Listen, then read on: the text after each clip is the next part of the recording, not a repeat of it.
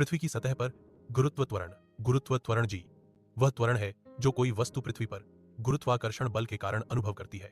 सामान्यतः इसका मान होता है जी इक्वल्स 8 मीटर पर सेकंड स्क्वायर। लेकिन यह मान पृथ्वी की हर जगह एक जैसा नहीं होता।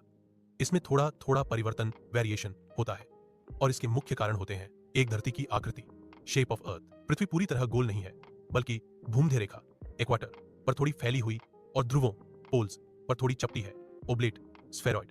ध्रुवों पर जी अधिक होता है 9.83 मीटर पर सेकंड स्क्वायर।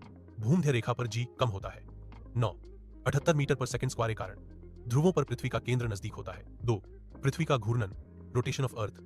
पृथ्वी के घूमने के कारण भूमध्य रेखा पर बाहर की ओर एक बल लगता है जिसे केंद्र विमुख बल सेंट्रीफ्यूगल फोर्स कहते हैं। यह बल गुरुत्वाकर्षण को थोड़ा कम कर देता है।